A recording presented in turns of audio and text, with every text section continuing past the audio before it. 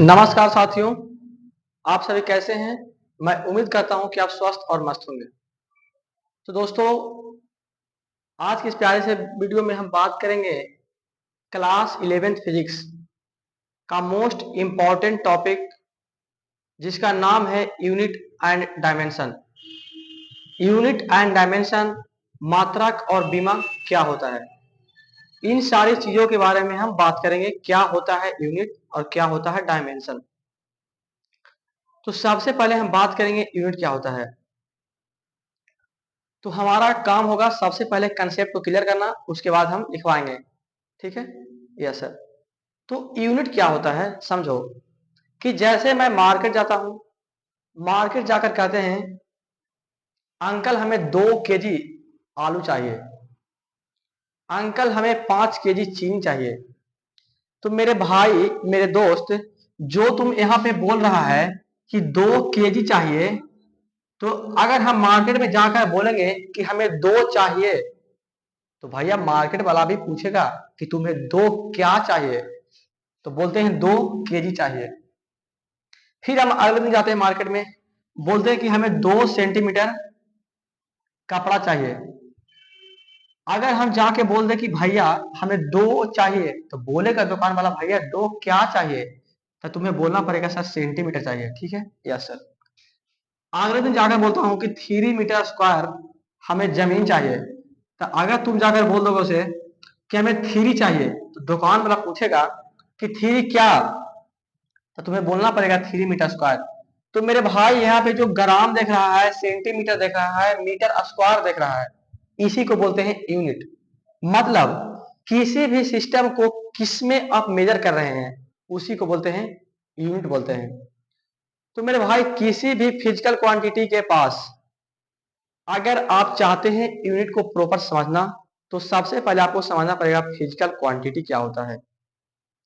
तो sir physical quantity क्या होता है, इसके बारे में हम बात करने से पहले आपको बता देते हैं कि फिजिकल क्वांटिटी क्या होता है। तो फिजिकल क्वांटिटी के पास 2 चीज होगा ही होगा। कौन कौन सर?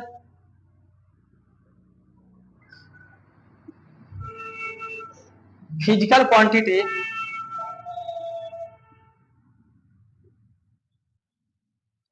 फिजिकल क्वांटिटी को हिंदी में बोला जाता है भौतिक राशियां। देखो मेरे भाई, साथ में तुम लोग नोट्स बनाते चलना, और हम लिखेंगे इंग्लिश में, हिंदी साथ में बोलेंगे, क्योंकि अगर हम दोनों लैंग्वेज लिखने पर आ जाएंगे तो कंसेप्ट डिलीवर नहीं हो पाएगा। तो ठीक है सर। यानी किसी भी फिजिकल क्वांटिटी के पास 2 चीज होगा ही होगा। एक तो होगा magnitude,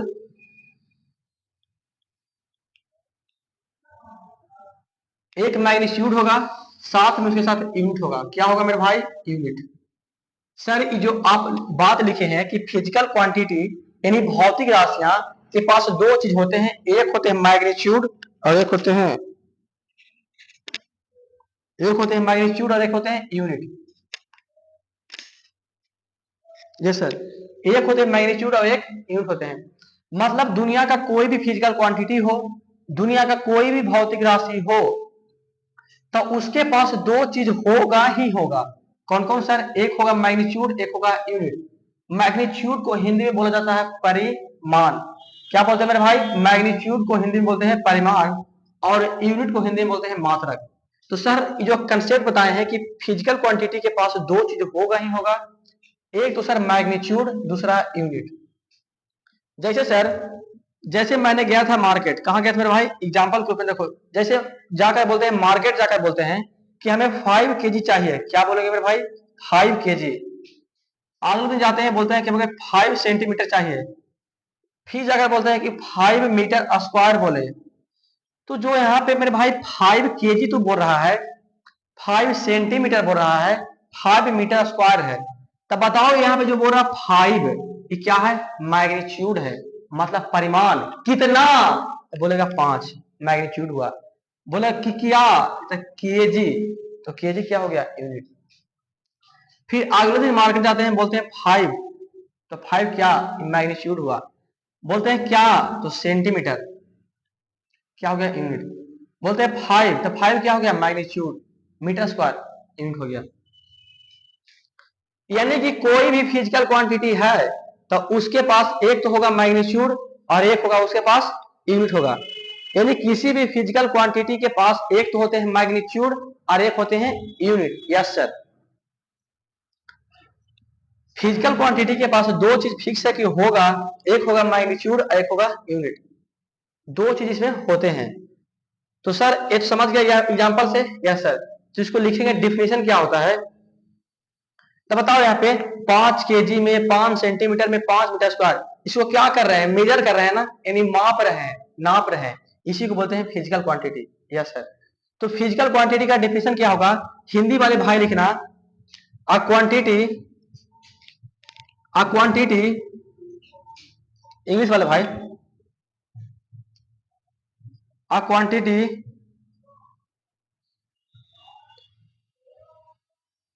a quantity which can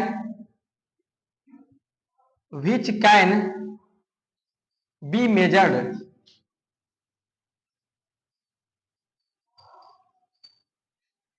a quantity which can be measured, मतलब इसको हिंदी में बोलेंगे एक वैसी राशि, लिखना हिंदी वाले भाई, एक वैसी राशि जिसे हम माप सकते हैं।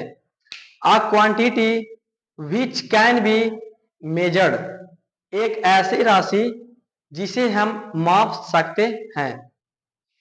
ठीक है सर, इतना बात हो गया। तो फिजिकल क्वांटिटी दो प्रकार के होते हैं, there are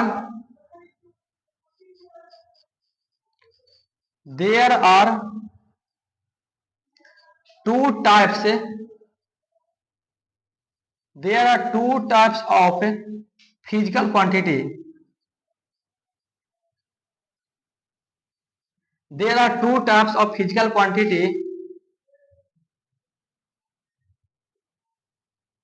there are two types of physical quantity. कौन कौन होते हैं, एक होते हैं फंडामेंटल क्वांटिटी,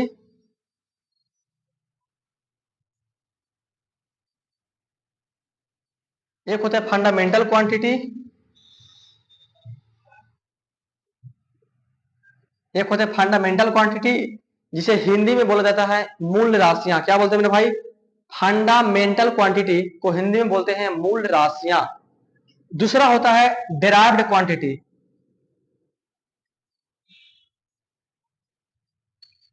डेराइव्ड क्वांटिटी,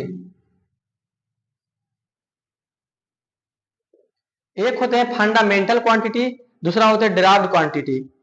तो फंडामेंटल क्वांटिटी का हिंदी होता है मूल राशि और डेराइव्ड क्वांटिटी का हिंदी होता है व्युत्पन्न राशि। क्या होता है, एक होते हैं फंडामेंटल क्वांटिटी, एक होते हैं डेराइव्ड क्वांटिटी। तो सर फंडामेंटल क्वांटिटी क्या होते हैं और डेराइव्ड क्वांटिटी क्या होते हैं, तो इन सारी चीजों के बारे में पहले इसको लिखना, डिफिनेशन क्या होता है, उसके बाद बिल्कुल आपका कंसेप्ट हम एक बार में क्लियर करेंगे मेरे भाई। तो फंडामेंटल क्वांटिटी क्या होता है, मतलब कुछ क्वांटिटी ऐसे हैं जो कोई दूसरे यानी अन्य क्वांटिटी पर निर्भर नहीं करता है, उसी को बोलते हैं fundamental quantity. A quantity,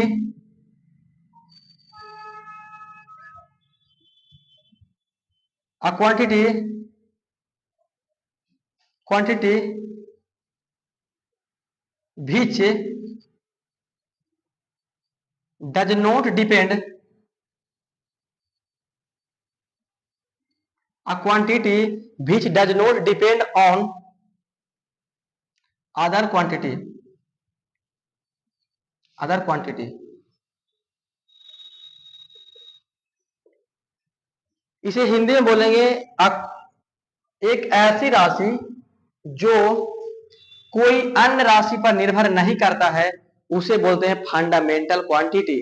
what is fundamental quantity, fundamental quantity a quantity which does not depend on other quantity. इसे हिंदी में लिखना, एक ऐसी राशि, एक ऐसी राशि जो दूसरे राशि पर निर्भर नहीं करता है। फिर से लिखना, एक ऐसे राशि जो दूसरे राशि पर निर्भर नहीं करता है, उसे फंडामेंटल क्वांटिटी कहते हैं, यानी मूल राशि कहते हैं। सर डिराइव्ड क्वांटिटी क्या होगा? तो डिराइव्ड क्वांटिटी किसको बोलेंगे? अभी लिख रहे हैं।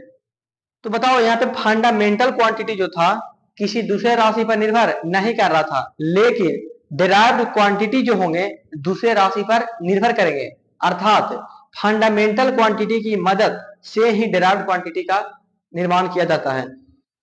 इसको लिखेंगे शॉर्ट में अ क्वांटिटी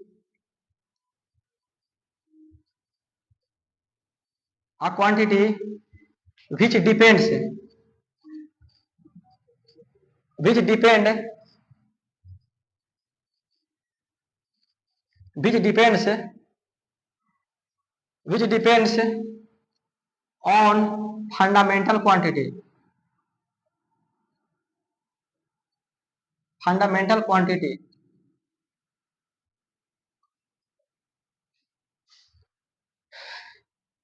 और इसका सेकेंड लैंग्वेज क्या होगा? And derived quantity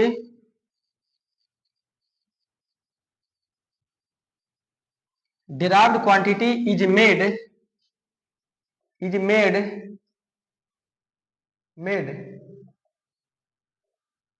with the help of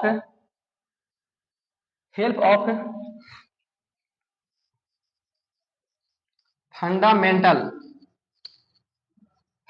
quantity।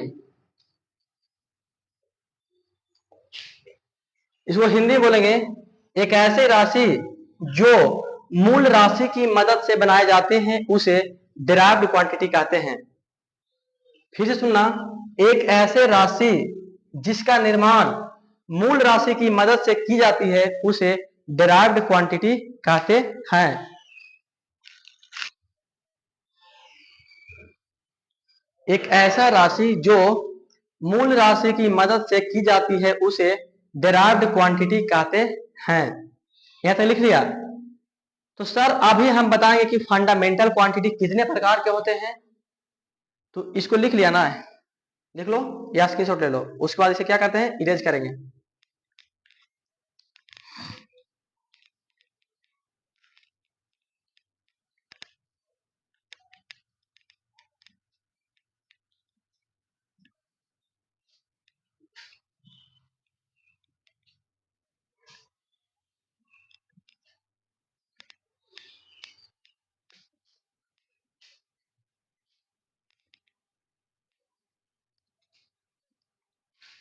एक नंबर में यहाँ पे हेडिंग है ना फंडामेंटल क्वांटिटी।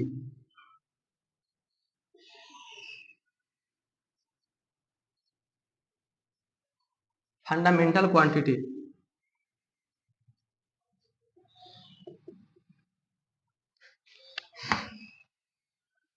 फंडामेंटल क्वांटिटी क्या होते हैं? इसे हिंदी में बोलते हैं मूल राशि। इस 7 प्रकार के होते हैं। कौन कौन sir? There are 7 type there are 7 types there are 7 types of fundamental quantity. There are 7 types of fundamental quantity. There are 7 types of fundamental quantity. Fundamental quantity. Hindi वाले भाई लिखना, मूल राशि 7 प्रकार के होते हैं। There are 7 types of fundamental quantity. मूल राशि 7 प्रकार के होते हैं। कौन कौन होते हैं इसके बारे में अभी हम बात करेंगे। पहला होता है, दूसरा, तीसरा, चौथा, पांचवा, छठा, सातवां। 7 प्रकार के होते हैं। पहला होते हैं मास यानी द्रव्यमान।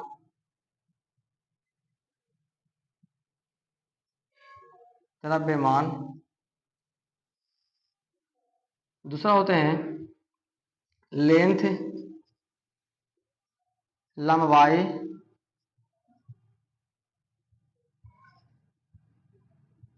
टाइम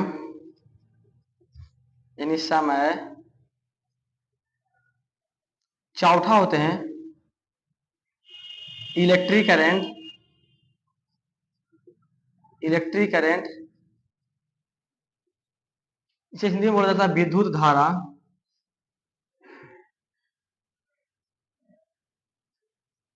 विद्युत धारा,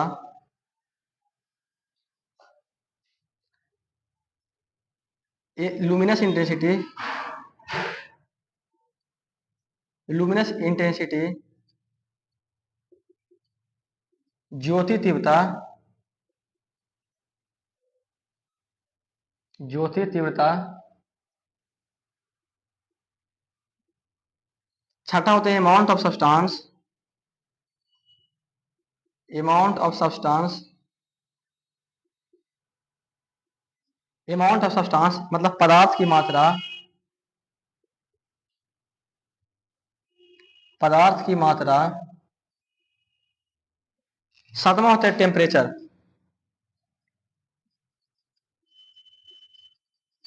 तापमान,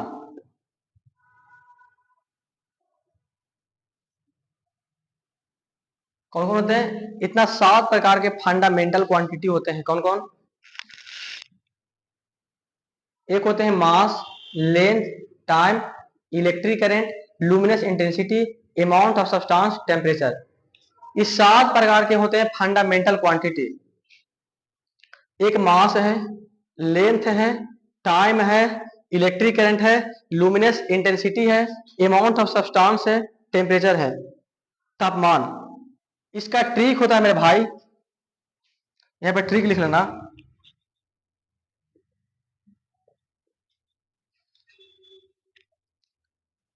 MLTI जपता, मालती जपता, जपता। मात इतना ट्रिक है, इसके बाद आपको फंडामेंटल क्वांटिटी याद हो जाएंगे। सर पहला होता है मास, एम से हो गया मास। दूसरा होता है लेंथ, एल से लेंथ। टी से टाइम, टी से टाइम हो गया। आई क्या सर? Electric current. आप लोग क्लास 10th के अंदर पढ़े होंगे कि इलेक्ट्रिक करंट यानी विद्युत धारा को आई द्वारा सूचित किया जाता है। यानी आई से क्या हो गया? Electric current. जा से हो गया ज्योति तीव्रता, जिसे इंग्लिश में बोलते हैं लुमिनस इंटेंसिटी, का हिंदी होता है ज्योति तीव्रता। पा से हो गया पदार्थ की मात्रा यानी अमाउंट ऑफ सब्सटेंस। ता से हो गया तापमान यानी टेम्परेचर। 7 प्रकार के फंडामेंटल क्वांटिटी होते हैं। ठीक है सर, ये जो 7 प्रकार के जो फंडामेंटल क्वांटिटी होते हैं कौन कौन, एक बार फिर से पाएंगे। मास यानी द्रव्यमान, लेंथ यानी टाइम, लेंथ यानी लंबाई, टाइम यानी समय, इलेक्ट्रिक एंड विद्युत धारा, लुमिनस इंटेंसिटी ज्योति तीव्रता, अमाउंट ऑफ सब्सटेंस पदार्थ की मात्रा, टेम्परेचर तापमान। इसका ट्रिक क्या है? MLTI मल्टी जपता, मल्टी जपता, मल्टी जपता। इसका क्या है? ट्रिक है। तो सर इतना जो होते हैं फंडामेंटल क्वांटिटी होते हैं, और इसके बाद जिसका निर्माण होगा, मतलब इन सारी फार्मूला की मदद से जिसका निर्माण होगा, जिसका निर्माण होगा उसे क्या बोलेंगे? Derived quantity. तो सर समझो डिराइव्ड क्वांटिटी होते क्या है। दूसरे नंबर में डिराइव्ड क्वांटिटी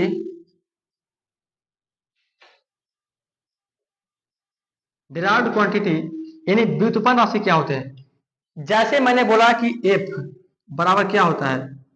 MA, F बराबर MA। अब तुम यहाँ पे दिमाग लगाओ कि फोर्स का निर्माण करने के लिए हमें चाहिए एक मास चाहिए और एक एक्सीलरेशन चाहिए। क्या चाहिए? फोर्स का निर्माण करने के लिए एक एम चाहिए और एक ए चाहिए। तो बताओ मेरे भाई, जो एम क्या है? मास। और देखो यहाँ पे एम क्या है? मास। मास क्या है? Fundamental quantity. अब बताओ, यानी फोर्स को निर्माण करने के लिए फंडामेंटल क्वांटिटी की हेल्प लेनी पड़ी, इसी को बोलते हैं डिराइव्ड क्वांटिटी। एक एग्जांपल हुआ। दूसरा एग्जांपल देखो, V बराबर U प्लस का 80, यानी कि V बराबर U प्लस का 80 होता है। बताओ तुम यहाँ पे, यानी V को बनाने के लिए T की जरूरत है कि नहीं? टी की जरूरत है, ए की जरूरत है, तो बता फिर टी क्या है? Fundamental quantity. और वैसा राशि जिसे निर्माण करने के लिए फंडामेंटल क्वांटिटी की मदद लेनी पड़ती है उसे बोलते हैं डेराइव्ड क्वांटिटी। ये भी क्या हो गया? Derived quantity. सर तीसरा एग्जांपल, v बराबर यानी वेलोसिटी बराबर क्या होता है?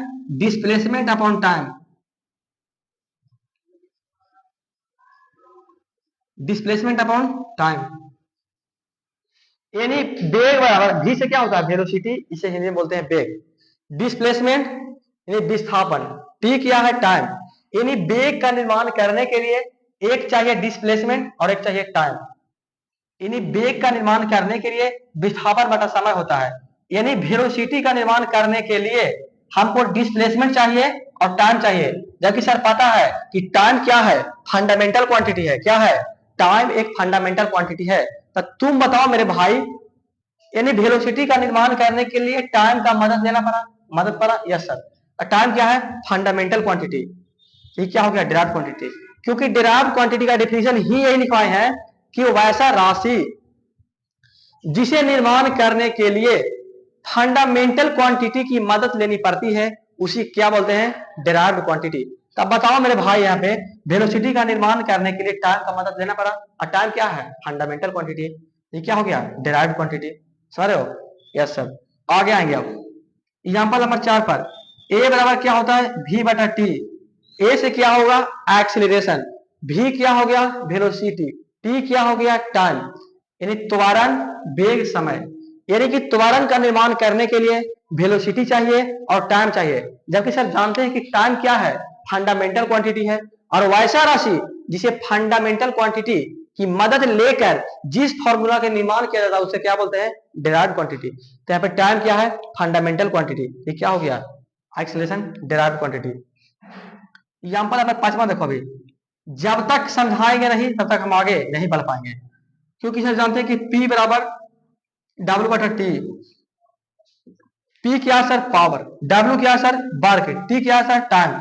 यानी पावर का निर्माण करने के लिए एक वर्क चाहिए और एक टाइम चाहिए। ठीक है सर। ऐसा हम जानते हैं कि जो T है यानी टाइम फंडामेंटल क्वांटिटी है, और जब कभी भी फंडामेंटल क्वांटिटी की मदद लेना पड़ जाए उसे बोल देंगे डेराइव्ड क्वांटिटी। यानी पावर कौन सा क्वांटिटी हो गया? तो पावर हो गया मेरे भाई डेराइव्ड क्वांटिटी। ठीक है? Yes sir. चलो आगे आओ। छठा देखो, यानी डब्ल्यू निकालना है। डब्ल्यू यानी कि कार्य बराबर बल गुना विस्थापन, यानी फोर्स इंटू डिस्प्लेसमेंट। तो बताओ, अगर बल का निर्माण करने के लिए हमें चाहिए फोर्स चाहिए और डिस्प्लेसमेंट चाहिए, जबकि सर हम जानते हैं कि फोर्स क्या है? Derived quantity. देखो यहाँ पे फोर्स क्या है? Derived quantity. क्योंकि एफ को बनाने के लिए एम चाहिए। देखो मेरे भाई, जो एफ का बनाने के लिए एम चाहिए और ए चाहिए, और सर हम एम जानते हैं कि फंडामेंटल क्वांटिटी है, तो कार्य भी क्या हो गया? Derived quantity. ठीक है? आगे सर में क्या समझाएं? समझाएं? ठीक है, देखते रहोगे।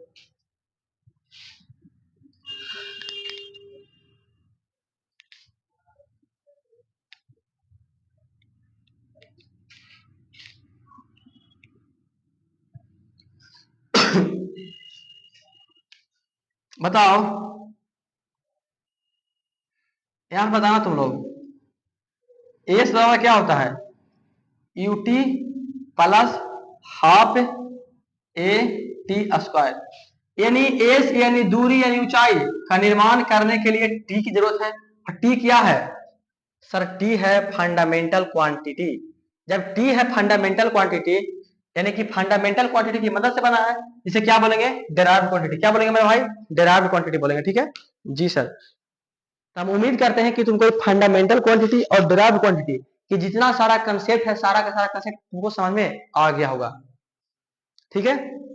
तो क्या मैं बढ़ जाऊं आगे? बढ़ जाऊं? यस सर, बढ़ जाइए सर।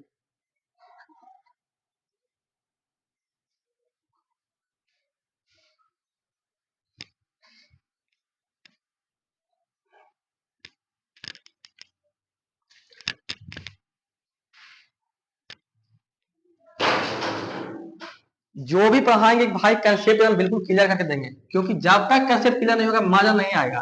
अब मजा नहीं आएगा तो मार्केट में तहलका मचाना है। क्या मचाना है मेरे भाई? तहलका। और जानते हो मेरे भाई, मेरा ऑफलाइन कोचिंग ही चलता है। अगर कोई बच्चा है ऑनलाइन वाले जो हमारे ऑफलाइन कोचिंग सेंटर में आकर पढ़ाई करना चाहता है, उसे मैं दिल की गहराइयों से स्वागत करता हूं, आ सकते हैं। उसका एड्रेस है नया चक, केनरा बैंक के पास। हमारे कोचिंग संस्थान का नाम है ब्रदर्स एजुकेशन हब। आप आकर पढ़ाई कर सकते हैं। नहीं किसी बच्चा का होता कि नहीं, हम सब सर के साथ ऑफलाइन में बैठकर पढ़ाई करेंगे, तो आकर पढ़ सकते हो, कोई दिक्कत नहीं है। देखो मेरे भाई, यहां तक तुम सीख गया कि क्या होते हैं फंडामेंटल क्वांटिटी, क्या होते हैं डेराइव्ड क्वांटिटी। यहां से एक कंसेप्ट पूछता है कि ये जो सर आप जो मेजर कर रहे थे किसी भी फिजिकल क्वांटिटी को, तो फिजिकल क्वांटिटी को जो आप मेजर कर रहे थे, फिजिकल क्वांटिटी, जो फिजिकल क्वांटिटी है जिसमें मेजर कर रहे थे आप मीटर के अंदर, सेंटीमीटर के अंदर, केजी के अंदर, ग्राम के अंदर, तो इन जो सारे जो इसके सारे सिस्टम होते हैं, इन सारे सिस्टम को बोलते हैं system of measurement of unit. इसका आगे का हेडिंग होगा measurement of system in system, measurement of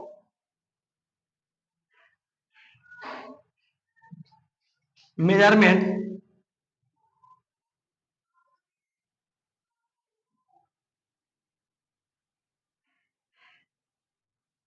measurement of system, मतलब पद्धति को मापन। सिस्टम का मतलब क्या होता है? मापन।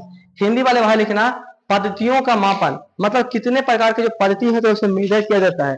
जैसे आपने बोला ना कि केजी को मापते हैं, ग्राम को मापते हैं, सेंटीमीटर को मापते हैं, इन सारी चीजों को जो मापने का जो तरीका होता है उसी को बोलते हैं क्या? तो पहला होता है M K S system. M K system देखकर हेडिंग डालना, इसे बोलते हैं, हिंदी में भी बोलते हैं एम के एस पद्धति। इसमें क्या होता है कि कोई लेंथ है, लेंथ को मेजर करें किसमें? मीटर में। हिंदी वाले भाई लिखना कि लंबाई को मीटर में मापते हैं किसमें? एम के सिस्टम में। दूसरा पॉइंट, मास यानी द्रव्यमान को केजी में, किसमें? केजी यानी कि किलोग्राम में मापते हैं। तीसरा होता है टाइम, टाइम को किसमें मापते हैं? सेकंड में, सेकंड में मापते हैं। तो पहला हो गया एम के सिस्टम हो गया जी सर। दूसरा होता है सीजीएस सिस्टम। क्या होता है मेरे भाई? दूसरा होता है सीजीएस सिस्टम। दूसरा होता है सीजीएस सिस्टम, सी जी एस सिस्टम। इसे हिंदी में बोलेंगे सीजीएस पद्धति, सीजीएस सिस्टम। मतलब जो लेंथ होगा, लेंथ को मापेंगे किसमें? सेंटीमीटर में। मास होगा, मास को मापेंगे किसमें? ग्राम में। जो टाइम होगा, टाइम को मापेंगे सेकंड में, किसमें? सेकंड में। लेंथ को सेंटीमीटर में, मास को ग्राम में, टाइम को सेकंड में, किसमें? सीजीएस सिस्टम के अंदर। हिंदी वाले भाई लिखना कि लंबाई को सेंटीमीटर में मापते हैं, मास यानी द्रव्यमान को ग्राम में मापते हैं, टाइम यानी समय को सेकंड में मापते हैं। पहला पॉइंट, दूसरा पॉइंट, तीसरा पॉइंट लिखना है यहाँ पे। एक होता है F P S system, S Y S T E M. F P S system क्या होता है कि जैसे कोई लेंथ है, लेंथ यानी लंबाई, लंबाई को फीट में मापते हैं, किसमें? फीट में। लंबाई को फीट में मापते हैं किसमें? एफ पी एस सिस्टम के अंदर। दूसरा होता है मास, मास यानी द्रव्यमान को पाउंड में मापते हैं, किसमें? पाउंड में, पाउंड में।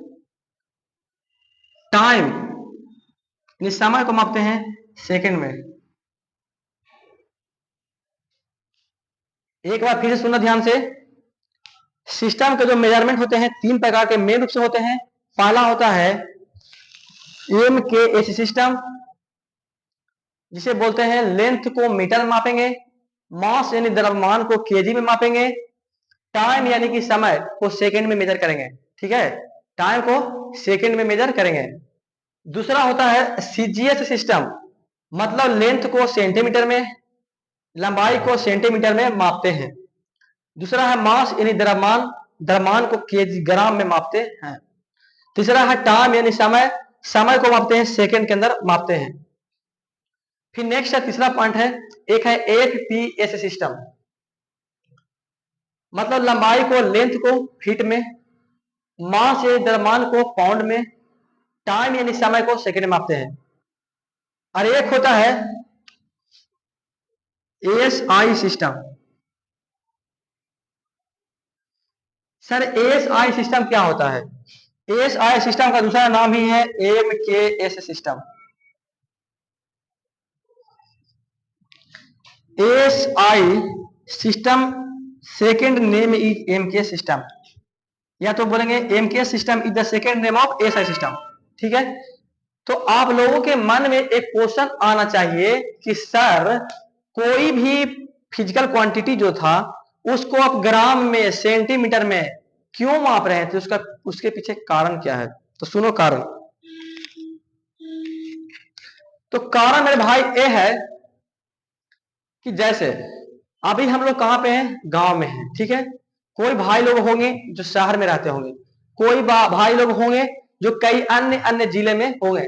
जैसे बिहार के अंदर 38 जिला है। ठीक है, तो 38 जिला के अंदर हर एक डिस्ट्रिक्ट का थोड़ा थोड़ा लैंग्वेज चेंज होता है कि नहीं भाई? Yes sir. मतलब हर एक डिस्ट्रिक्ट के अंदर थोड़ा थोड़ा अगर लैंग्वेज चेंज होता है, उसी प्रकार से हमारा जो देश इंडिया, भारत हिंदुस्तान है, हमारा जो पड़ोसी देश पाकिस्तान है, बांग्लादेश है, अफगानिस्तान है, इन सारी देशों के अंदर अलग अलग लैंग्वेज है। यस सर, सही बात है। अमेरिका हो गया, ऑस्ट्रेलिया हो गया, बहुत से ऐसे ऐसे देश हैं, हर एक जगह का अंदर डिस्क्रिमिनेशन पाया जाता है, विविधता पाई जाती है कि यहाँ का खाना वो है, वहां का खाना वो है, यहाँ का लैंग्वेज वो है, वहां का लैंग्वेज ये है। तो इन सारी चीजों से बचने के लिए लोगों ने सोचा कि एक ऐसी लैंग्वेज का विकास किया जाए कि जिसे all over the world valid हो, मतलब पूरे संसार के अंदर एक लैंग्वेज को ऐसा स्थापित किया जाए, बनाया जाए, जिसे जिस लैंग्वेज का ऑल ओवर द वर्ल्ड के अंदर वैलिड हो। तो इंग्लिश बनाया गया। क्या? इंग्लिश। क्योंकि English is an international language, English एक राष्ट्रीय भाषा है। क्योंकि अंतरराष्ट्रीय भाषा है, क्योंकि अगर कोई व्यक्ति है जिसे सिर्फ हिंदी का नॉलेज है और उसे इंग्लिश का नॉलेज नहीं है, तो वह व्यक्ति अन्य देशों के अंदर ट्रैवल नहीं कर सकता, घूम नहीं सकता है। क्योंकि जो भी चीज अब आ रहे हैं, किस में आ रहे हैं? इंग्लिश में आ रहे हैं। तो इसीलिए इन सारे सिस्टम को बनाया गया, MPS system, CGS system, APS system, APS system. तो सब सिस्टम को मिला करके एक दूसरा नाम बोल दिया गया एसआई सिस्टम, मतलब एक ऐसा सिस्टम होगा जो इंटरनेशनल लेवल पर होगा, उसे बोलते हैं एसआई सिस्टम। का दूसरा नाम क्या है? M K S system. क्या नाम है? एम के एस सिस्टम नाम है। समझ आया कि एम के सिस्टम क्यों लाया गया, सीजीएस सिस्टम क्यों लाया गया, एपीएस सिस्टम क्यों लाया गया? इसके पीछे कारण मेरे भाई ये था। समझ रहे हो? Yes sir. क्या कारण था? समझ गया। तो एक क्वेश्चन आता है कि जो एमके सिस्टम है उसको सीजीएस सिस्टम में कन्वर्ट करें, सीजीएस सिस्टम को एमके सिस्टम में कन्वर्ट करें। ऐसा क्वेश्चन पूछता है, तो आओ बताते हैं, सिखाते हैं कैसे चेंज करें, हाउ टू चेंज। पहले इतना बात नोट कर लो कॉपी में, या स्क्रीनशॉट ले लो। ले लिया? Very good.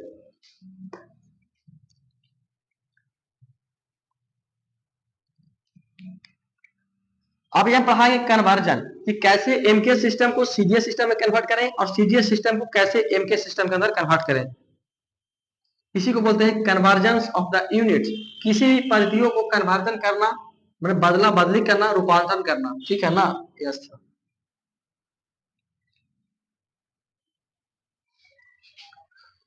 तो हेडिंग वाला convergence of unit,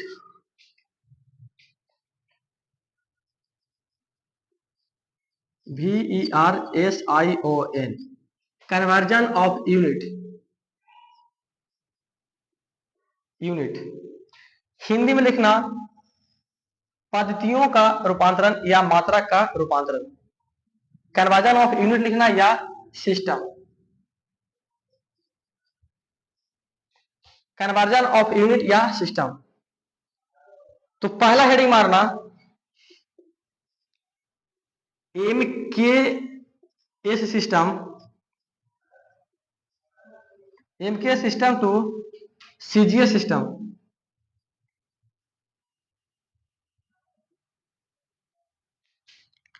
M K system to CGS system मतलब एम के सिस्टम को सीजीएस सिस्टम में कन्वर्ट करना है, ठीक है ना? Yes sir. तो एग्जांपल नंबर फर्स्ट लिखना, एफ बराबर क्या होता है? ए में, यानी एफ बराबर ए में, यानी पापा बराबर माँ, पापा बराबर माँ। एफ से हो गया फादर, ए में से माँ हो गया, यानी फादर बराबर क्या होता है मेरे भाई? मदर होता है। क्या होता है? फादर बराबर मदर होता है, ठीक है सर। एफ बराबर एम इंटू ए हो गया, एफ बराबर एम हो गया। तुम लोग बताना मेरे भाई कि 1 kg के अंदर कितना ग्राम होता है? तो 1 kg के अंदर 1000 ग्राम होता है, ठीक है? 1 kg बराबर 1000 ग्राम। तब बताओ ये अभी किसमें है? एम के सिस्टम में है, ठीक है? इसको कन्वर्ट किसमें करना है? अभी एम के सिस्टम में है, कन्वर्ट करना है सीजीएस सिस्टम के अंदर। तो ये जो O1 है किसमें है? एम के सिस्टम में। 1 kg है एम के सिस्टम में और 1000 ग्राम सीजीएस सिस्टम में है। तो हमको ग्राम केजी को ग्राम में बदलना है। तो बताओ कि जो एफ है बराबर एम क्या है? मास है। मास मतलब क्या है? द्रव्यमान है। अब बदलना किसी में? सीजीएस में। तो एक है ना, क्योंकि एम के आगे कुछ नहीं है, यहाँ पे 1 है, तो 1 की जगह पर लिखेंगे क्या? 1000 लिखेंगे। क्या लिखेंगे? 1000। क्या होगा? ग्राम। ई क्या है? त्वरण। ए क्या है? त्वरण है, त्वरण।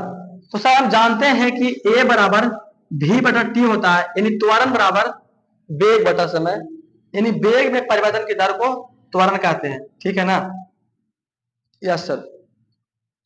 तो एक बात पीछे कॉपी खोल के देखे ना, क्वेश्चन पूछता है कि कौन सा ऐसा सिस्टम है जो कभी नहीं बदलता है?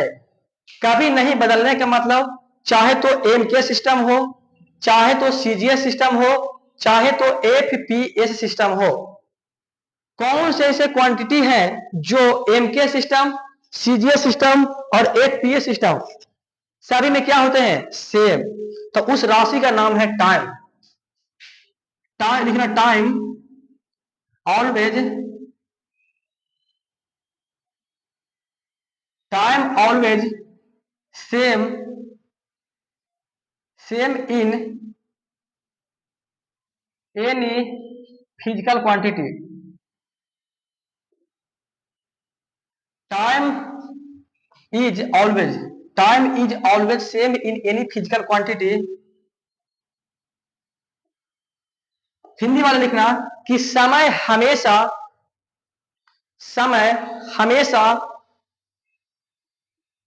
किसी भी भौतिक राशि में नियत रहता है, मतलब चेंज नहीं होता है। जैसे सर मैंने बताया था कि एम के सिस्टम के अंदर मास को मापेंगे, लेंथ को मापेंगे मीटर में, मास को मापेंगे केजी में, टाइम को मापेंगे सेकंड में। तो यहाँ पे अंडरलाइन करना टाइम को सेकंड में।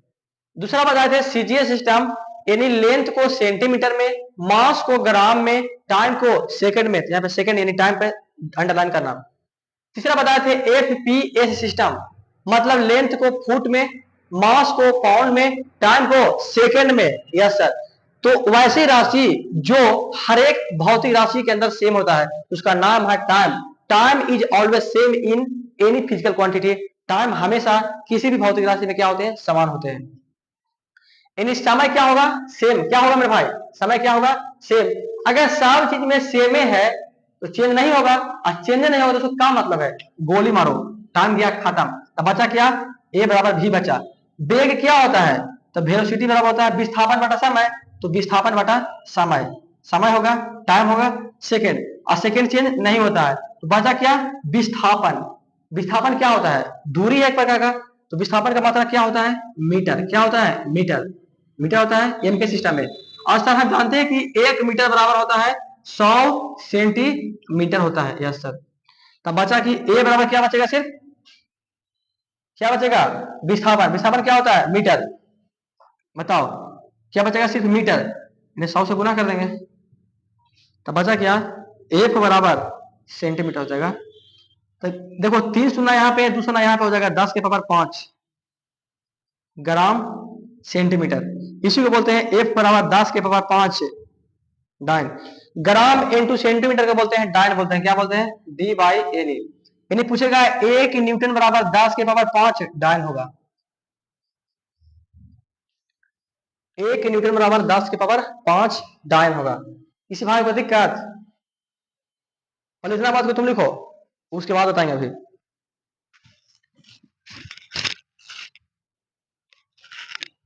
एक न्यूटन बराबर 10 के पावर 5 डाइन। लिख लिया? ठीक है सर। एक कंसेप्ट और पूछता है, तो बताओ मेरे भाई, यहां पे तुम 1 न्यूटन बराबर 10 के पावर 5 डाइन होता है। क्या होता है? 1 न्यूटन बराबर 10 के पावर 5 डाइन। अगर कोई पूछ दे कि एक डाइन बराबर क्या होगा? एक डाइन, एक डाइन बराबर 10 के पावर माइनस का 5 न्यूटन होगा। एक डाइन बराबर 10 के पावर माइनस का 5 न्यूटन होगा। इतना बात याद हो गया? Yes sir. फिर आगे दूसरा एग्जांपल लिखना। दूसरा एग्जांपल, कार्य बराबर क्या होता है? बल गुना विस्थापन।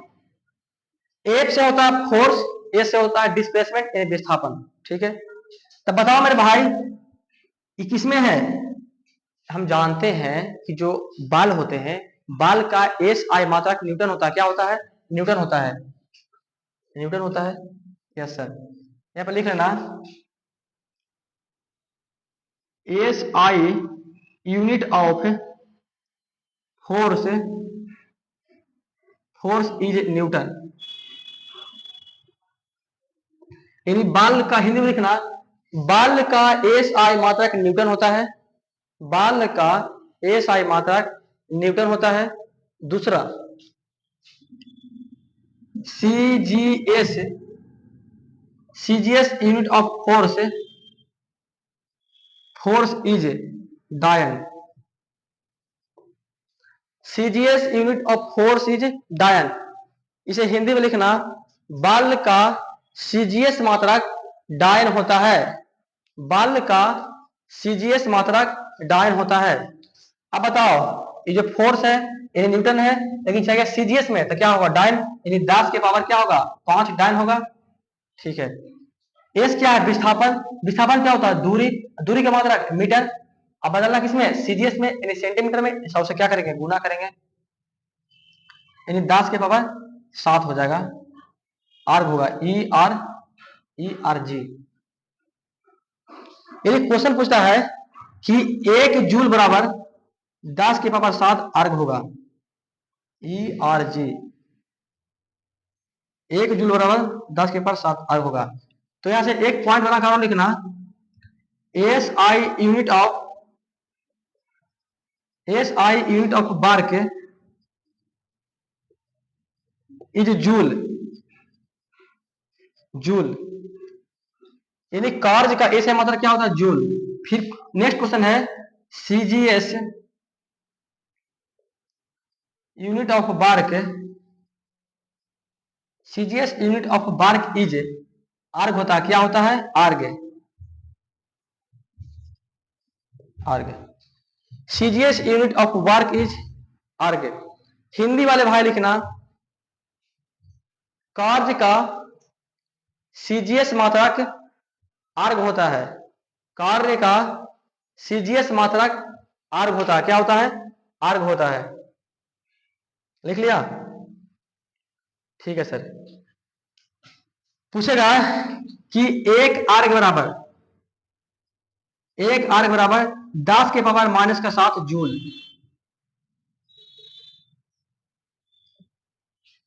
देख लो, एक आर्ग बराबर 10 के पावर माइनस का 7 जूल। एक आर्ग बराबर 10⁻⁻7 जूल। यहां तक लिख लिया ना? Yes sir. तो आगे लिखना पॉइंट, लिख लो तक स्क्रीनशॉट। यस सर, ले लिए।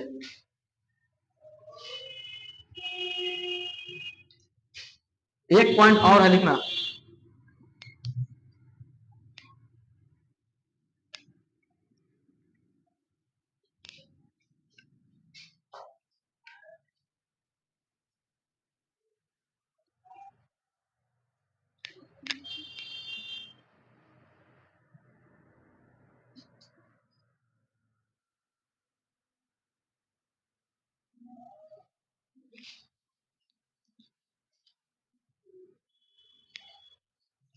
एक बात है, देखो क्यू क्या है? कोई फिजिकल क्वांटिटी है। फिजिकल क्वांटिटी के पास एक होता है मैग्नीट्यूड, एक होता है यूनिट। होता कि नहीं होता है? यानी कोई भी फिजिकल क्वांटिटी है उसके पास एक तो होगा मैग्नीट्यूड और एक होगा उसका यूनिट। ठीक है, जैसे मैंने बोला भाई कि 5 kg, 2 ग्राम, 2 सेंटीमीटर, ये सब क्या हो गया? एक मैग्नीट्यूड हो गया, एक यूनिट हो गया। जैसे मैंने बोला कि 1 kg, क्या बोला मेरे भाई? 1 kg बराबर 1000 ग्राम होता है। 1 kg बराबर 1000 ग्राम होता है। तब बताओ, चाहे तो कोई फिजिकल क्वांटिटी हो, उसको तो तुम कहीं पे लेके चल जाओ, क्वांटिटी तो सेम रहेगा। यस सर, क्वांटिटी तो खैर सेम रहेगा। जब क्वांटिटी सेम रहेगा, ये काम खत्म हो गया। यानी कि जो एम मैग्नीट्यूड होगा, ये जो इनवर्सली प्रोपोर्शनल होगा यूनिट के। किसके हो गए? यूनिट के। यूनिट के होगा। जैसे सर अगर यहाँ पे एक ज्यादा है काम, तो एक काम है लेकिन केजी ज्यादा है, 1000 ज्यादा है, ग्राम कम है। इससे पता यह चलता है कि अगर कोई फिजिकल क्वांटिटी है और उसका मैग्नीट्यूड कम है लेकिन उसका यूनिट ज्यादा है, अगर मैग्नीट्यूड ज्यादा है तो यूनिट कम है, इससे पता यह चलता है कि अगर कोई फिजिकल क्वांटिटी का मैग्नीट्यूड कम है तो उसका यूनिट ज्यादा होगा, यानी वैल्यू ज्यादा होगा। देखो मैग्नीट्यूड क्या है? ज्यादा, तो ग्राम क्या हो गया? कम। ये पता ही चलता है। जैसे मैंने बोला 2 kg, 2 kg में कितना होगा? 2000 ग्राम। 2 kg में कितना ग्राम? 2000 ग्राम होगा। यानी दो यहाँ पे क्या है? कम है, लेकिन केजी यूनिट में क्या है? ज्यादा। ग्राम क्या होता है? छोटा यूनिट में, लेकिन 2000 क्या है? बड़ा है। यानी कि अगर कोई फिजिकल क्वांटिटी है तो उसके पास मैग्नीट्यूड कम होगा तो यूनिट ज्यादा होगा, यूनिट ज्यादा है तो मैग्नीट्यूड कम होगा। इस बात को आपको ध्यान में रखकर इस कंसेप्ट को डेवलप करना है। ठीक है ना? बहुत ही शानदार कंसेप्ट है। ये जो कंसेप्ट है कितना बार एनडीए के एग्जाम में पूछा गया है, इसलिए मैंने क्या किया बता दिया। ठीक है, तो हम उम्मीद करते हैं भाई कि यूनिट का काम तुम लोगों ने समाप्त कर दिया। तो यहां पे लिख लेना कि M is inversely proportional to U होगा। मतलब अगर रिलेशन पूछ दे, मतलब दो फिजिकल क्वांटिटी है, लिखना if two physical quantity, if two physical quantity are given and given, then a stable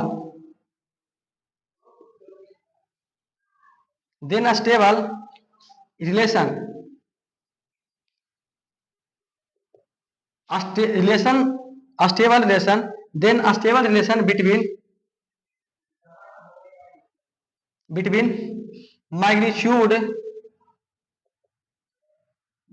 magnitude और यूनिट। कहता है कि अगर कोई दो भौतिक राशि दे रखा हो और उसके बीच में रिलेशन को स्टेबल करना है तो क्या करेंगे सर? और रिलेशन पूछ रहा किसके किसके बीच में? मैग्नीट्यूड और यूनिट के बीच में। तब बोलेंगे कि जो मैग्नीट्यूड अगर ज्यादा है, मैग्नीट्यूड कम है, तो यूनिट ज्यादा होगा। यानी m1 बटा m2 क्या हो गया? m1 और m2 क्या है? दो मैग्नीट्यूड है, तो उसका आपस में उल्टा होगा, तो u2 बटा में u1 होगा। हिंदी वाले भाई लिखना कि यदि यदि दो भौतिक राशि दिया हुआ है, यदि दो भौतिक राशि दिया हुआ है तो परिमाण और मात्रा के बीच, परिमाण और मात्रा के बीच संबंध स्थापित करें। यदि दो भौतिक राशि दिए हुए हैं तो संबंध स्थापित करें परिमाण और मात्रा के बीच। लिख लिया तक? Yes sir. तो मेरे भाई तुम्हारा यूनिट का काम हो गया खत्म। अब निकालेंगे क्या, डायमेंशन क्या होता है उसका टेबल लिख लेना।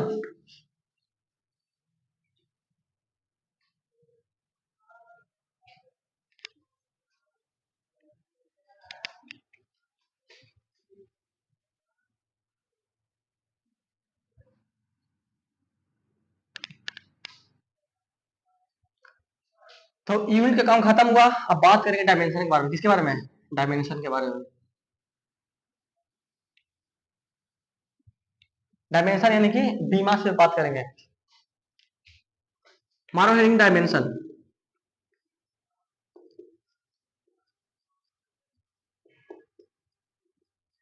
डायमेंशन यानी बीमा। सर बीमा क्या होता है? आप लोग यही बताए थे पिछले स्लाइड के अंदर कि फंडामेंटल क्वांटिटी 7 प्रकार के होते हैं। कौन कौन? Mass, length, time, electric current, amount of substance, ज्योति तीव्रता, पदार्थ की मात्रा, तापमान। ये सब क्या थे? Fundamental quantity. तो बीमा उसको बोलते हैं, डायमेंशन को हिंदी में बोलते हैं बीमा। बीमा का मतलब समझते हो ना, लंबाई, चौड़ाई, ऊंचाई, इसी को बोलते हैं बीमा। यानी कि the power of the power of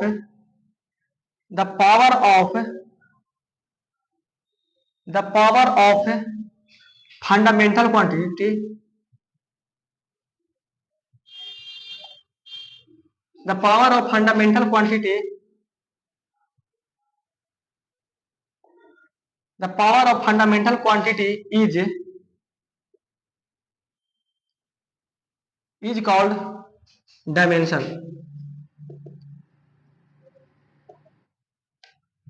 कहता the power of fundamental quantity is called dimension. Hindi वाले भाई लिखना कि मूल राशि के ऊपर जो पावर लिखा जाता है, मूल राशि के ऊपर जो पावर लिखा जाता है उसे बीमा कहते हैं। मूल राशि के ऊपर जो पावर लिखा जाता है उसे बीमा कहते हैं। ठीक है, एग्जाम्पल के तौर पर देखना, जैसे मैंने बोला कि यहाँ पे एम के पावर ए, एल के पावर बी, टी के पावर सी। तब बताओ मेरे भाई, अभी हम बताए थे कि जो मास है फंडामेंटल क्वांटिटी है, एल क्या है? फंडामेंटल क्वांटिटी है, टी क्या है? फंडामेंटल क्वांटिटी है। तब बताओ यहाँ पे एम के पावर जो ए है, एल के पावर जो बी है, सी के पावर, टी के पावर जो सी है, इसी को बोलते हैं डायमेंशन। किसको बोलेंगे डायमेंशन? डायमेंशन कौन कौन होगा? ए होगा, बी होगा, सी, इसी को बोलते हैं क्या? डायमेंशन। जो फंडामेंटल क्वांटिटी एम है, इसके ऊपर पावर लगाया ए, एल के पावर बी, टी के पावर सी, इसी को बोलेंगे डायमेंशन। तो सर डायमेंशन निकालते कैसे हैं? तो सबसे पहले आपको पता होना चाहिए कि फंडामेंटल क्वांटिटी जो लिखाए थे उसका डायमेंशन तुमको पता होना चाहिए मेरे भाई। तो ठीक है, उसका डायमेंशन लिखो। इतना बात लिख लिया ना? इतना बात लिख लिया। लिखने के बाद एक चार्ट बनाना। किसका चार्ट सर? आलू चोखा का चार्ट नहीं, एक लिख रहा फंडामेंटल क्वांटिटी, लिखना फंडामेंटल क्वांटिटी, फंडा MENTAL fundamental quantity. Fundamental quantity इसे बोलते हैं मूल राशि। क्या बोलते हैं मेरे भाई? मूल राशि। आइए देखेंगे डायमेंशन इन बीमा।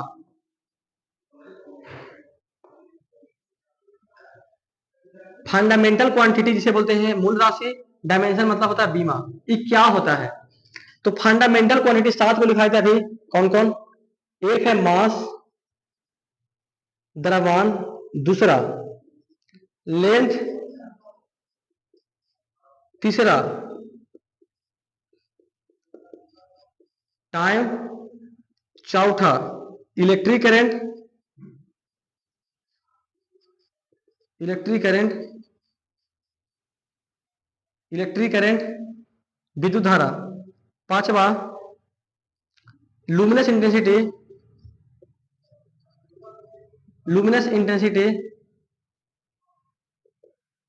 ज्योति तीव्रता, छठा amount of substance, amount of substance,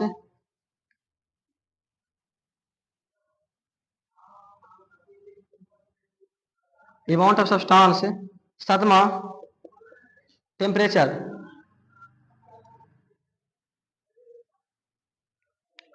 पहला क्या है? मास, दूसरा क्या है? लेंथ यानी लंबाई, तीसरा क्या है? टाइम, चौथा क्या है? इलेक्ट्रिक करंट, पांचवा क्या है? लुमिनस इंटेंसिटी, छठा क्या है? अमाउंट ऑफ सब्सटेंस, सातवां क्या है? टेम्परेचर। इतना बात देखो, इस प्रकार से एक चार्ट बनाओ।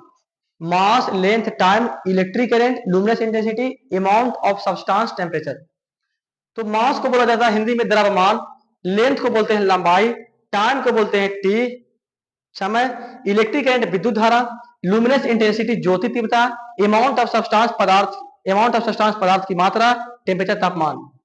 तो सर जो एम है, एम का डायमेंशन एम होता है, लेंथ का डायमेंशन एल होता है, टाइम का डायमेंशन टी होता है, इलेक्ट्रिक करंट का डायमेंशन या तो आई होता है या तो ए होता है, या तो आई होता है या तो ए होता है। लुमिनस इंटेंसिटी ए, ज्योति तीव्रता का सीडी होता है, क्या होता है? सीडी। अमाउंट ऑफ सब्सटेंस की जो पदार्थ की मात्रा है, इसका मोल होता है, क्या होता है? मोल, मोल होता है। टेम्परेचर का थीटा या के होता है, थीटा या तो के होगा। इन सारी चीजों का डायमेंशन ए होता है। लिख लिया? लिखो कि सर मास का डायमेंशन एम होता है, लेंथ का डायमेंशन एल होता है, टाइम का डायमेंशन टाइम होता है, इलेक्ट्रिक करंट का डायमेंशन आई या ए होता है, अमाउंट ऑफ सब्सटेंस का डायमेंशन अमाउंट ऑफ सब्सटेंस का डायमेंशन मोल होता है, टेम्परेचर का डायमेंशन थीटा या तो के होता है। यहां तक लिख लिया? जब इतना आप लिख लिए तो इसके बाद क्या करना है? कुछ पॉइंट है, उस पॉइंट को लिखना है। यहाँ पे लिखना, नोट बनाकर, length, length width,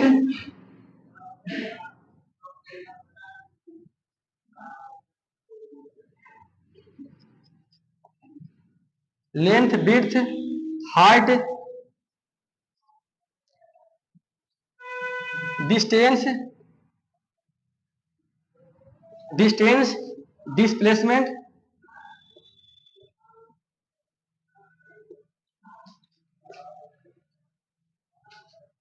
dimension is L. Hindi वाले भाई लिखना, लंबाई, चौड़ाई, ऊंचाई, दूरी, विस्थापन का बीमा एल होता है।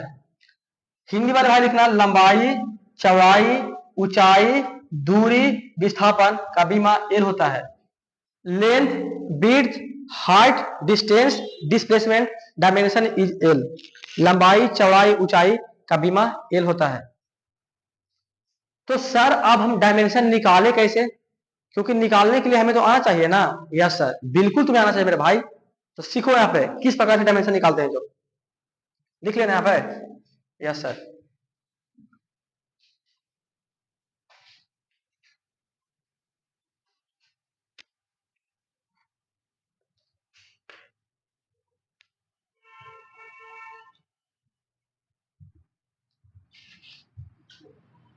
जैसे सर डायमेंशन कैसे निकालते हैं, यहाँ पे ध्यान दो। पहले मैंने पहले बोला फोर्स, पहले तो वेलोसिटी पे, किस पे आएंगे? वेलोसिटी पर। तो वेग बराबर क्या होता है? विस्थापन बटा समय, यानी वेलोसिटी बराबर डिस्प्लेसमेंट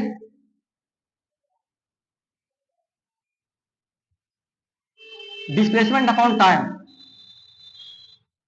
यानी वेग बराबर विस्थापन बटा समय, वेग बराबर विस्थापन बटा समय। तो अभी बताए थे कि एल बी एच दूरी विस्थापन का बीमा एल होता है, length width height distance displacement का डायमेंशन क्या होता है? एल। तो ये क्या है? डिस्प्लेसमेंट यानी विस्थापन का बीमा क्या होगा? एल। ठीक है सर, बटा था मैंने बटा दिया।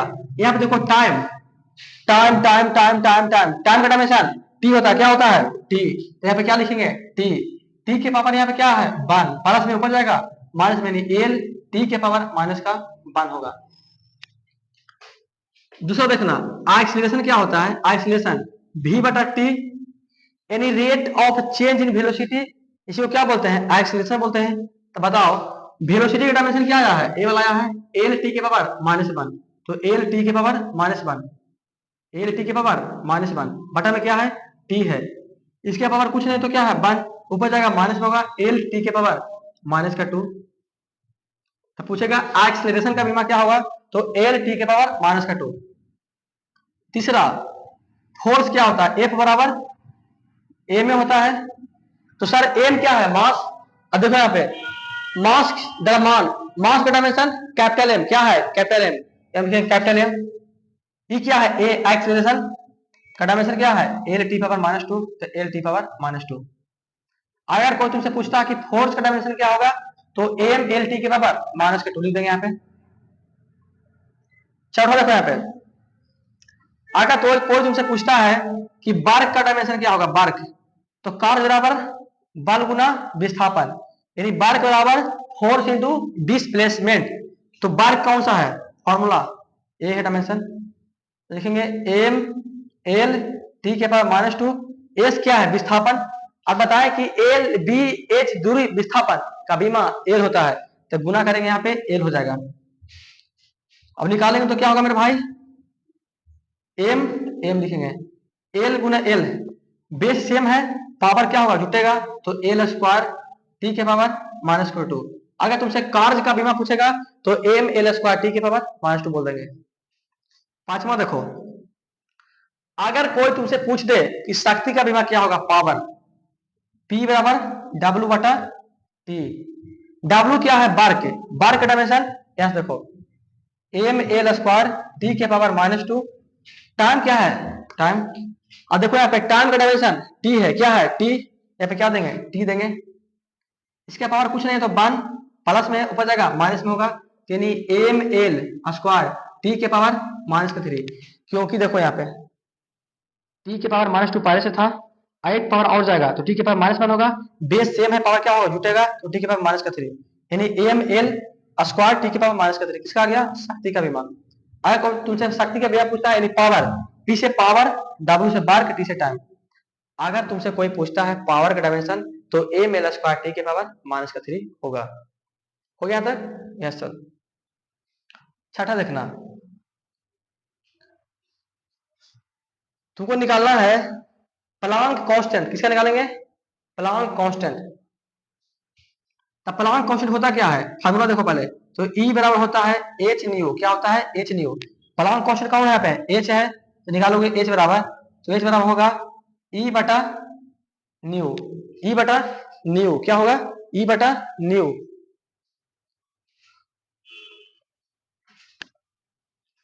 एच बराबर क्या होगा? ई बटा न्यू। ई क्या है? एनर्जी। क्या होता है? ई है एनर्जी। एनर्जी का डायमेंशन एनर्जी का डायमेंशन यह है, तो एम एल स्क्वायर टी के पावर माइनस का 2। अब बताओ यार फ्रीक्वेंसी है, फ्रीक्वेंसी क्या होता है, फ्रीक्वेंसी इन म्यू फ्रीक्वेंसी होता है आवर्त काल के व्युत्क्रम को आवृत्ति कहते हैं। किसको बोलते हैं, आवर्त काल के व्युत्क्रम को आवृत्ति कहते हैं। तो बताओ यहाँ पे फ्रीक्वेंसी में क्या होगा, 1/t होगा, 1/t कहां से जाएगा, ऊपर जाएगा, तो हो जाएगा t, किसे गुना करेंगे, t से, तो हो जाएगा एम एल स्क्वायर टी के पावर माइनस का 1, एम एल स्क्वायर टी के पावर -1 हो जाएगा, टी आएगा ऊपर में, तो एम एल स्क्वायर टी के पावर -1 हो जाएगा, किसका, प्लांक कांस्टेंट का। ठीक है, अब मिटाते हैं इधर भाई, बहुत सारा डायमेंशन निकलवाएंगे, तो टेंशन मत लो मेरे भाई।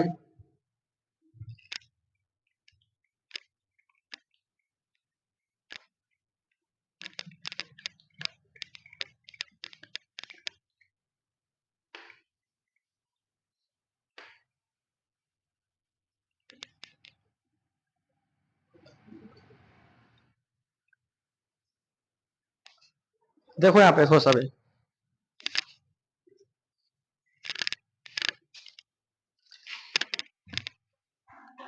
थोड़ा सा देखो, आपके पास किसके निकालेंगे,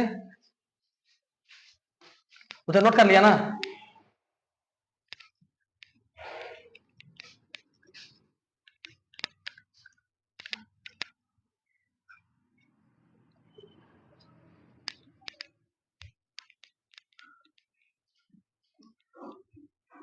भाई वीडियो अच्छा लगे मेरे भाई तो वीडियो बिल्कुल शेयर करना भाई, क्योंकि बहुत मेहनत लगती है वीडियो बनाने में,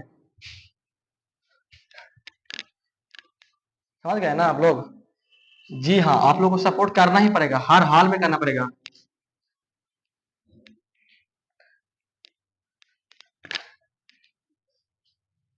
क्योंकि आप लोग नहीं सपोर्ट करें तो कौन फिर करेगा, समझ सकते हैं ना आप लोग।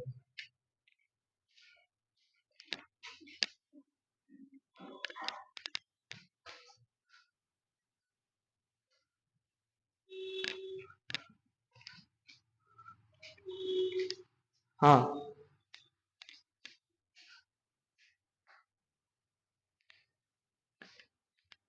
देखो इधर,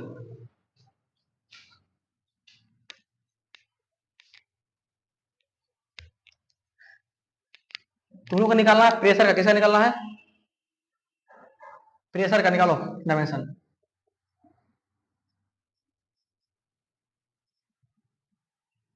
प्रेशर यानी दाब बराबर क्या होता है, प्रेशर बराबर force upon area, force upon area.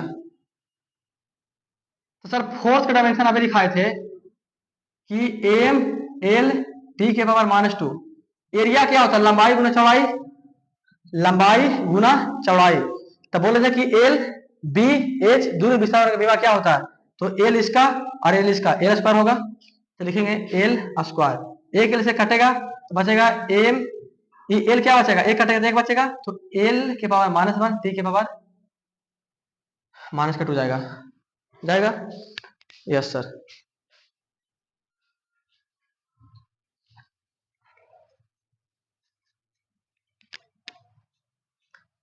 तो निकालिए इसका, दूसरा निकालो, potential, P O T E N T I A L, मैंने विभव का निकालना है। तो भी बराबर क्या होता है, W/T, W/Q, बार का अपॉन चार्ज, भी बराबर W/Q होता है, क्या होता है, भी बराबर W/Q। तो W को तो पता है, अब निकालेंगे पहले चार्ज के बारे में, देख रहे हैं यहाँ पे तीसरा नंबर चार्ज के बारे में। सर हम चार्ज के बारे में पता नहीं है, पता है ना कि I बराबर Q/T होता है, आवेश प्रवाह की दर को विद्युत धारा कहते हैं, निकालना क्या है, Q ना, तो Q बराबर हो जाएगा I इंटू टी हो जाएगा। जानते हैं I क्या, फंडामेंटल क्वांटिटी, इसका क्या होता है I, T का क्या होगा T, IT या AT होगा, IT। देखो रखो यहाँ पे, बार का डायमेंशन होता है एम एल स्क्वायर टी के पावर -2, ये चार्ज का हो गया, चार्ज का क्या होगा आई टी होगा। तो बताओ टी यहाँ पे किसमें प्लस में, ऊपर जाएगा माइनस में, तो होगा एम एल स्क्वायर टी के पावर -3 आई की पावर कुछ प्लस में ऊपर जाएगा माइनस में, आई की पावर -1, तो एम एल स्क्वायर टी के पावर -3 आई के पावर -1 होगा। Yes sir, M L square T के पावर -3 आई के पावर -1। तीसरा निकालना रेसिस्टेंस का, किसका निकालेंगे? आप लोग क्लास 10th के अंदर पढ़ेंगे V बराबर आई इंटू आर, पढ़े होंगे ना। तो यहां से आपको निकालना है रेसिस्टेंस का डायमेंशन। डायमेंशन किसका निकालना है? आर का, रेसिस्टेंस का। बताओ आर बराबर क्या होगा? V बटा आई होगा, क्योंकि आर निकालना है तो V किस में? मल्टीप्लाई में, इधर का डिवाइड में, तो V बटा आई। तो बताओ पोटेंशियल यानी विभव का विभव क्या है? एम एल स्क्वायर टी के पावर -3 आई के पावर -1, और आई क्या है? करेंट। करेंट क्या? फंडामेंटल क्वांटिटी, इसका विभव क्या होता है? आई। तो इसका पावर 1 प्लस में हो जाएगा, माइनस में हो जाएगा, तो निकालें तो क्या होगा? एम एल स्क्वायर टी के पावर -3 आई के पावर -2 होगा, क्योंकि एक पावर यहाँ पे पहले से था माइनस में, एक जगह और माइनस में होगा, तो एम एल स्क्वायर टी के पावर -3 आई के पावर -2 हो जाएगा। निकाले डायमेंशन, ठीक है। हाँ सर, फिर निकालना तुम लोग को ग्रेविटेशनल कांस्टेंट। किसका निकालना है? Gravitational constant. तो सर ग्रेविटेशनल कांस्टेंट होता क्या है? एफ बराबर कैपिटल जी m1 m2 बाटा आर स्क्वायर। गुलाम बाबा ने आकर नियम दिए कि एफ बराबर कैपिटल जी m1 m2 बाटा आर स्क्वायर। तो यहाँ पे ग्रेविटेशनल कांस्टेंट कौन है? जी है। देखिए gravitational constant GRAVITATIONL gravitational constant CONSTANT, यानी कैपिटल जी होगा। ग्रेविटेशनल कांस्टेंट कौन होगा? Capital G. तो कैपिटल जी निकालना छोड़ दो, तो ई आर स्क्वायर किसमें? भागा में, हो जाएगा गुना में, तो F R square m1 m2 किसमें है? गुना में, जाएगा भागा में, तो m1 m2 बराबर कैपिटल जी। तो बताओ यहाँ पे एफ क्या है? फोर्स है ना, तब फोर्स का डायमेंशन तो M L square, sorry force का डायमेंशन होता है एम एल टी के पावर -2। आर क्या है? लेंथ है, दूरी है, दूरी का एल स्क्वायर हो जाएगा। ये मास है ना, तो मास गुना मास क्या होगा? M square. एक मास एक में काटेगा तो ऊपर जाएगा तो क्या होगा? एम की पावर -1 होगा, एल स्क्वायर गुना एल क्या होगा? एल के पावर 3 होगा और टी के पावर -2 होगा। तो लिखेंगे ग्रेविटेशनल कांस्टेंट का बीमा क्या होगा? एम के पावर -1 एल के पावर 3 और टी के पावर -2 होगा। तो लिखेंगे एम के पावर -1 एल के पावर 3 टी के पावर -2। किसका हो गया? ग्रेविटेशनल कांस्टेंट का। नोट करो,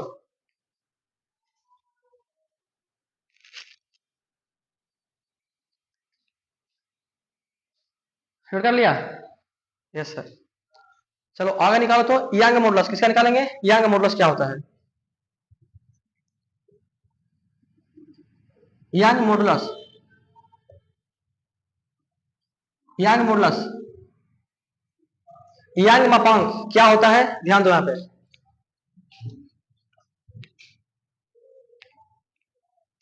यंग मॉडुलस क्या होता है?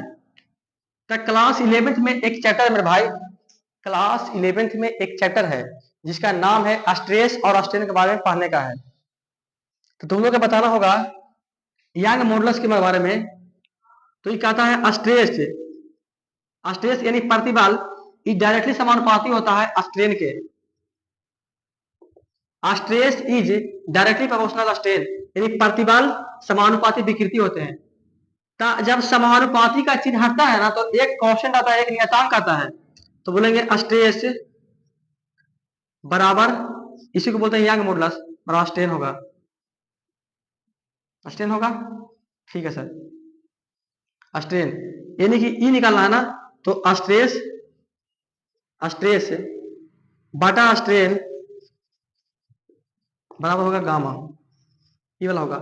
अब फार्मूला आ गया, तो तुमको यंग मॉडुलस को निकालने से पहले तुमको पता होना चाहिए सर कि स्ट्रेस का फार्मूला क्या होता है, स्ट्रेस का डायमेंशन क्या होगा, स्ट्रेस का dimension of stress STRE, stress बराबर होता है फोर्स अपॉन एरिया। अब फोर्स का डायमेंशन पता है क्या होता है? एम एल टी के पावर -2। एरिया क्या होता है एल स्क्वायर, तो एक एल से एक कटेगा, बचेगा क्या एम एल के पावर -1, क्योंकि ए को बचेगा तो ऊपर जाएगा एम एल के पावर -1 टी के पावर -2। किसका हो गया स्ट्रेस का हो गया ना। अब निकालना तुमको स्ट्रेन का, किसका निकालेंगे छठा स्ट्रेन का, STRAIN। स्ट्रेन क्या होता है चेंज इन डायमेंशन, मतलब change in length, change in length मतलब लंबाई में परिवर्तन बटा इनिशियल लंबाई, initial length. Change in length मतलब लंबाई में परिवर्तन बटा प्रारंभिक लंबाई, तो लंबाई में परिवर्तन एल डैश बटा एल, कट जाए क्या आ गया 1, फिर बोलेंगे डायमेंशन लेस है, DIMENSION लेस, डायमेंशन लेस है, साथ ही साथ यूनिट लेस भी होगा। अब निकालो यहाँ पे यंग मॉडुलस, किसको निकालना है मेरे भाई यंग मॉडुलस। यंग मॉडुलस क्या होता है वाई बराबर स्ट्रेस अपॉन स्ट्रेन।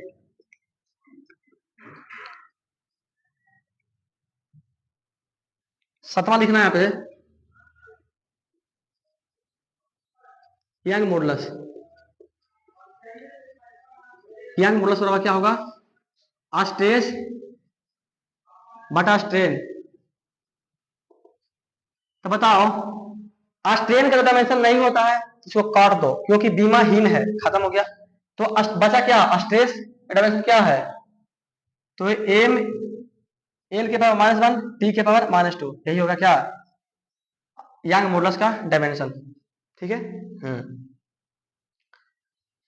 आप लोगों को बताना होगा कि कुछ ऐसे फिजिकल क्वांटिटी हैं जिसको निकालना पड़ेगा तुमको, तो कौन कौन है सर बताओ। कुछ डायमेंशन होते हैं जो बीमाहीन होते हैं और मात्राहीन होते हैं, पर इतना बात लिखो, उसके बाद हम बताएंगे कि कुछ राशि ऐसे होते हैं जो बीमाहीन होते हैं मात्राहीन होते हैं। तो सर उस राशि का नाम क्या है, तो आइए बताते हैं। एक तक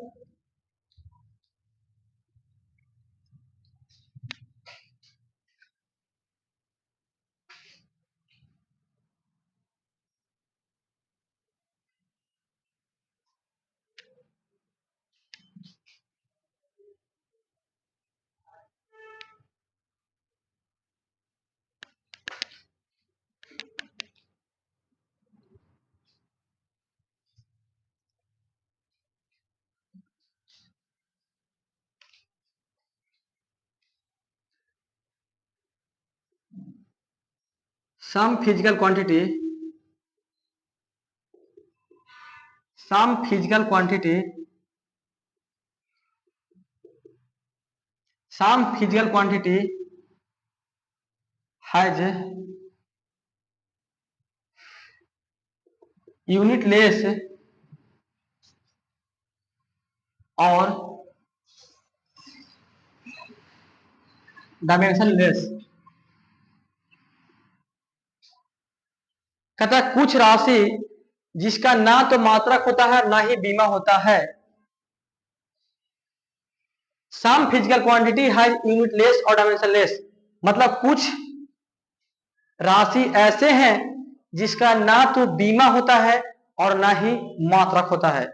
जैसे सर क्या क्या होता है समझो यहाँ पे। पहला बात करता है एक्सपोनेंशियल फंक्शन।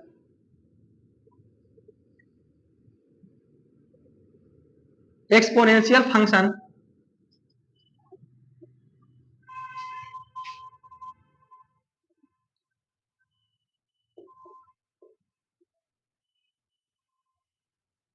घातांकीय फलन।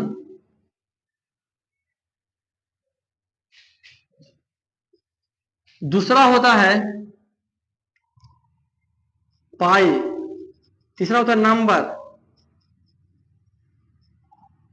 संख्याएं, ट्रिगोमेट्रिक रेशियो,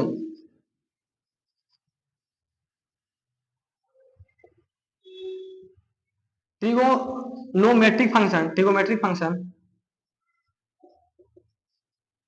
यानी प्रतिलोम सॉरी त्रिकोणमितीय फलन।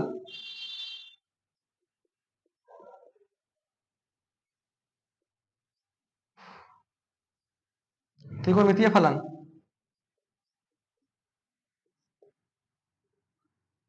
त्रिकोणमितीय फलन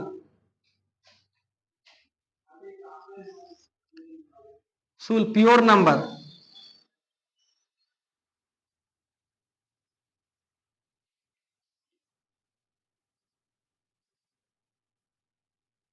शुद्ध अनुपात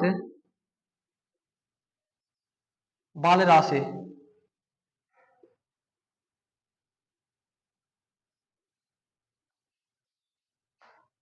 छठा होता है logarithm function. Log log function.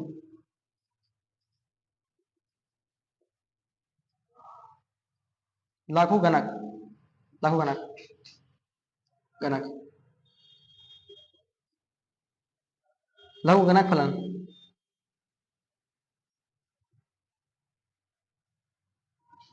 इसका ट्रिक क्या होता है?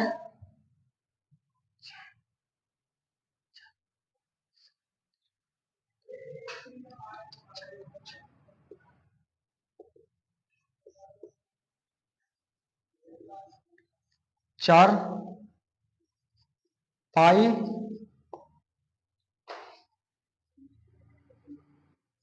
थ्री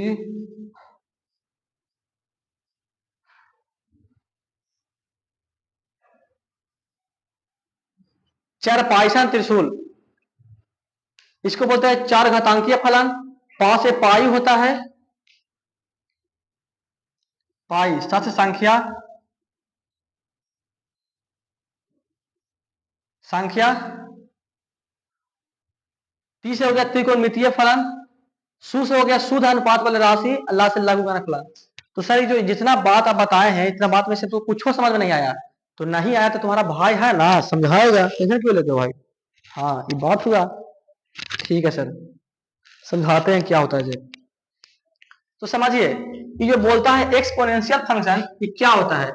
ये आपको देखने को मिलेगा e के पावर x, e के पावर माइनस x, e के पावर y, e के पावर z।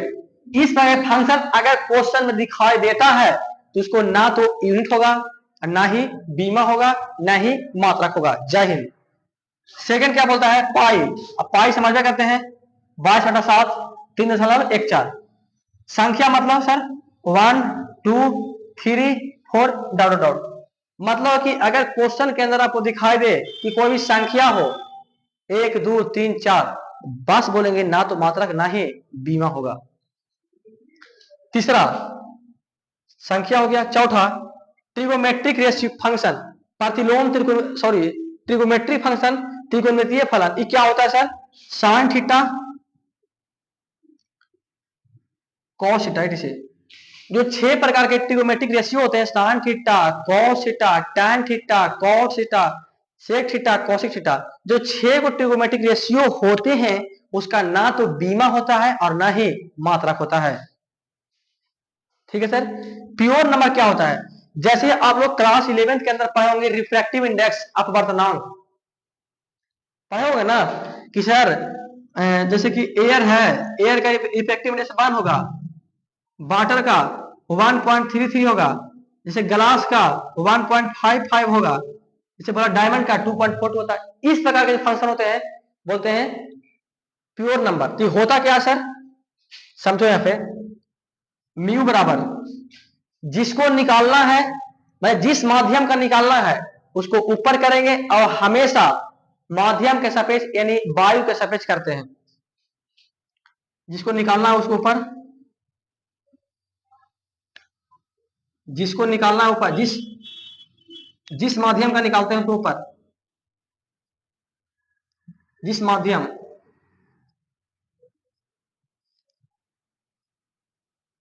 किसी माध्यम का बताना। हाँ सॉरी लिखो सीधे, किसी माध्यम का बताना, किसी माध्यम का अपवर्तनांक,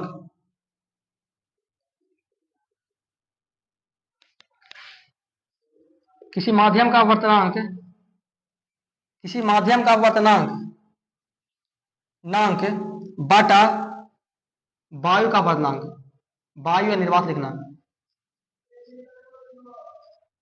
निर्वात का बदना, निर्वात माध्यम का अपवर्तनांक।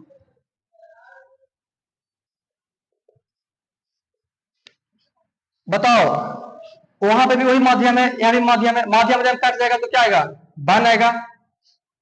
यहाँ भी अपवर्तनांक का माध्यम है, यहाँ भी माध्यम का अपवर्तनांक है, तो माध्यम जब कटेगा क्या आएगा, बन। बन क्या है, संख्या। असंख्या का ना तो कोई बीमा होता है और ना ही कोई डायमेंशन होता है। छठा है लॉग वाले फंक्शन। जैसे होता क्या है, log X, log Y, log Z, इस तरह के फंक्शन का ना तो मात्रक होता है ना ही बीमा होता है। तो एक बार नोट करो,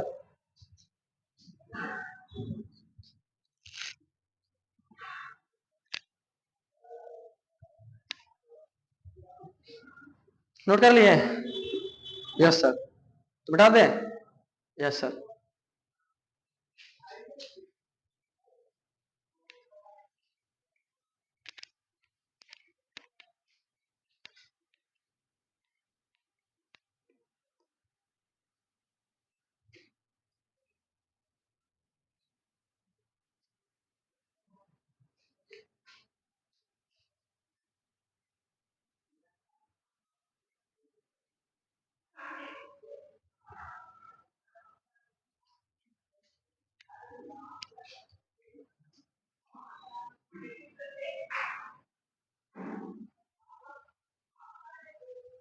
आगे हेडिंग मारना, इक्वेशन ऑफ होमोजेनिटी, विमीय समानता का सिद्धांत, ये क्या कहता है?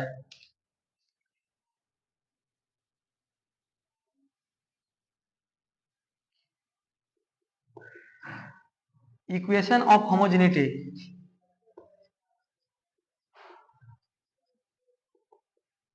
Equation of homogeneity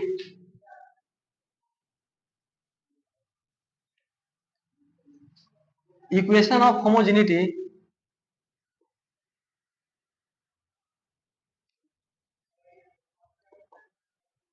equation of homogeneity विमीय समानता का सिद्धांत, ये क्या बोलता है कि विमीय समानता का सिद्धांत, विमीय मैंने बीमा, समानता मैंने समान, मतलब बीमा क्या होना चाहिए, समान होना चाहिए।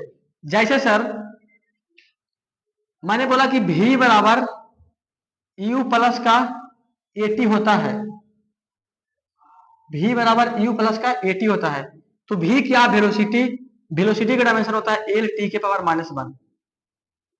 u क्या है, वेलोसिटी, इनिशियल वेलोसिटी, डायमेंशन क्या होगा, l t के पावर -1, बीच में प्लस है।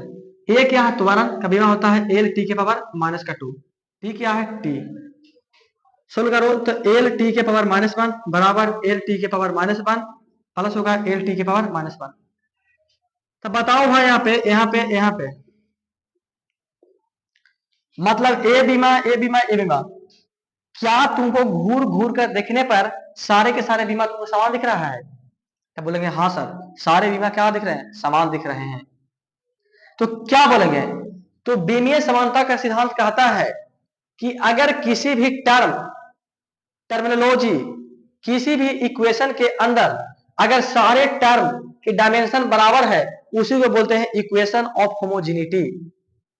ये क्या होता है, इक्वेशन ऑफ होमोजेनिटी, विमीय समानता का सिद्धांत कहता है कि प्रत्येक टर्म जिसे आप जोड़ रहे हैं, जिसे आप घटा रहे हैं, उस टर्म को हम बोलते हैं विमीय समानता का सिद्धांत। इससे पता यह चलता है कि ए टर्म इसके बराबर है, ए टर्म इसके बराबर है, क्योंकि इस टर्म का डायमेंशन, इस टर्म का डायमेंशन, इस टर्म का डायमेंशन क्या है, सेम है। यस सर, मतलब इस टर्म का डायमेंशन से ये दोनों सेम है, ई इसके बराबर है, ई इसके बराबर है, ई इसके बराबर है, ई इसके बराबर है, ई इसके बराबर है, ई इसके बराबर है, ई इसके बराबर है, मतलब सारे टर्म क्या है, आपस में बराबर है। तो जब सब टर्म भाई हो, बराबर है, इसको हम लिख सकते हैं क्या सर, जब ई टर्म इसके बराबर है तो ए भी टर्म इसके बराबर होगा, इन्हें लिख देंगे v बराबर u। एक कंडीशन ये होगा। दूसरा, जब ए टर्म इसके बराबर है तो बोल देंगे v बराबर होगा 80 के, जो u होगा बराबर होगा 80 के। दूसरा कंडीशन हो गया। फिर पता चल रहा है सर कि जो ई टर्म है इसके बराबर है, ई टर्म इसके बराबर है, तो बोल देंगे भी जो बराबर होगा 80 के। क्या 3 से ज्यादा कोई और संभव है? तो नहीं सर, 3 से ज्यादा इक्वेशन संभव नहीं है। इसी को बोलते हैं इक्वेशन ऑफ होमोजेनिटी। ठीक है मेरे भाई, ये जो लेक्चर है यूनिट एंड डायमेंशन का पूरे के पूरे कंसेप्ट का क्लास है। इसके बाद जो आगे का जो लेक्चर आएगा ना, उसके अंदर पूरे के पूरे प्री वाइज क्वेश्चन होगा, सारे के सारे क्वेश्चन का एक्सप्लेनेशन होगा, विथ डिटेल्स करेंगे। ठीक है, फिर अभी आओ, एक टर्म हो गया, एक एग्जांपल, दूसरा समझेंगे। मैंने बोला कि एस बराबर यूटी प्लस का half A T square, S बराबर U T plus half A T square होता है। तो सर एस क्या है? डिस्टेंस है, दूरी है, और दूरी की विमा एल होगा। यू क्या है? त्वरण है, वेलोसिटी है, तो वेलोसिटी की विमा एल टी के पावर -1। टी क्या है? टाइम, टाइम की विमा टी होगा, प्लस से प्लस देंगे। यू 1/2 क्या है? संख्या। और पिछले अभी बताए थे कि 1/2 हो, कुछ भी हो, संख्या हो, संख्या का बीमा नहीं होता है, तो इससे मतलब हमको नहीं है, छोड़ दे। एक क्या है? एक्सेलरेशन का बीमा होता है एल टी के पावर -2। टी क्या है? टाइम का स्क्वायर, टाइम का स्क्वायर करेंगे।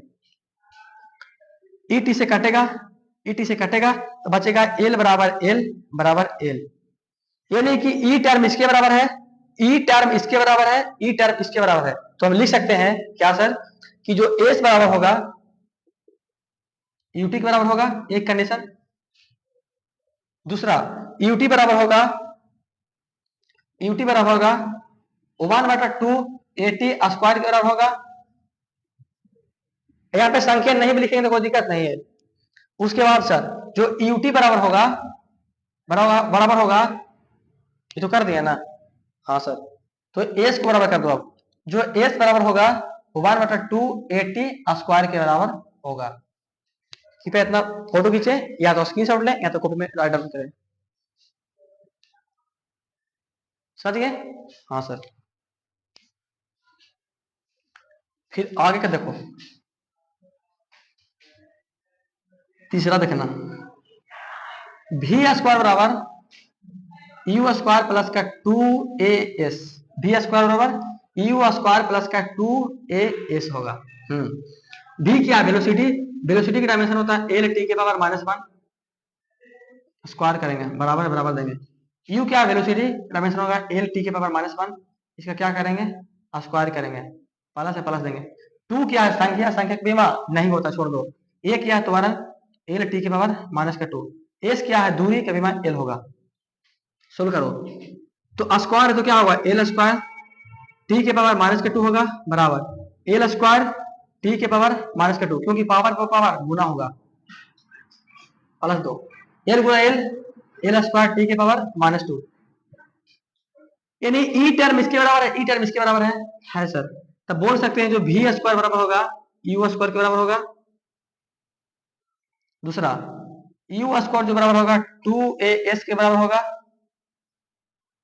तीसरा जो भी स्क्वायर जो होगा बराबर होगा 2as के बराबर होगा। 3 कंडीशन होगा। इसमें किसी भाइयों को दिक्कत नहीं? सर जी दिक्कत क्या हो जाएगा, समझ रहे हैं? सर यहाँ से क्वेश्चन कैसे बनेगा, एक थोड़ा सा क्वेश्चन का झलक दिखा सकते हैं? बिल्कुल मेरे भाई, तुम सपोर्ट करेगा और हम नहीं दिखाएंगे, ऐसा हो नहीं सकता। तो देखो यहाँ पे मिटा दें? Yes sir.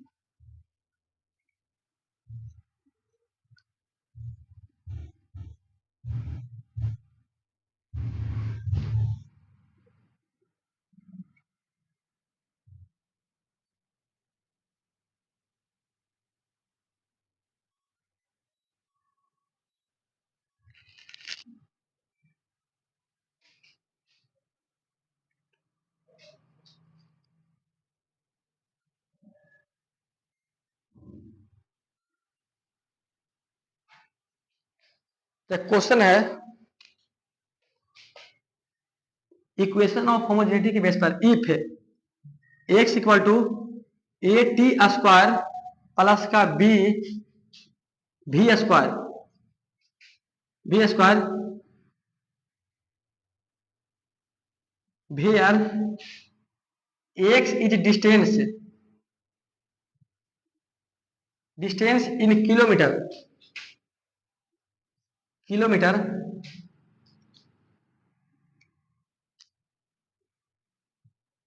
t is time, t is time, time in second, second,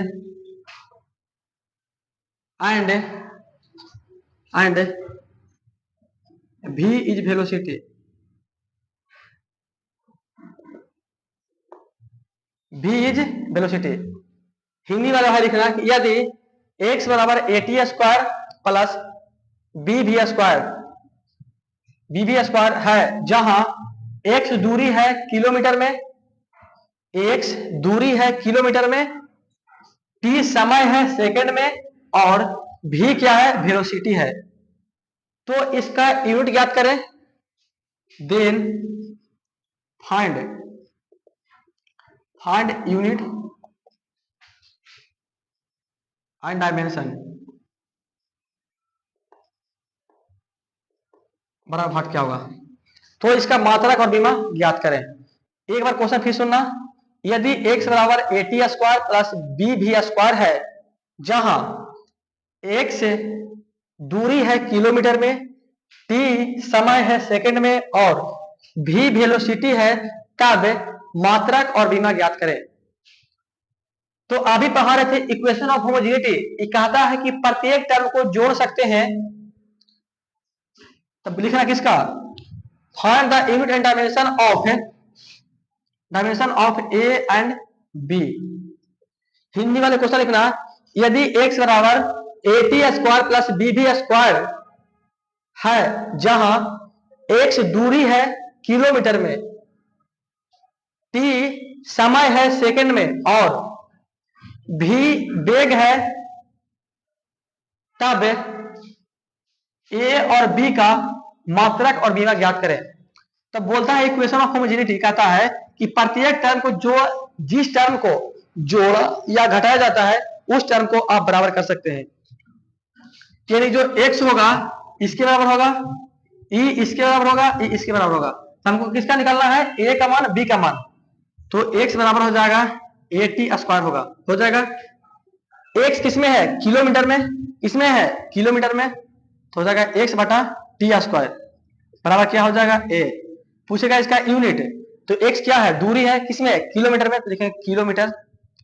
t क्या है, टाइम, टाइम का यूनिट सेकंड होता है, तो लिखेंगे सेकंड स्क्वायर बराबर a।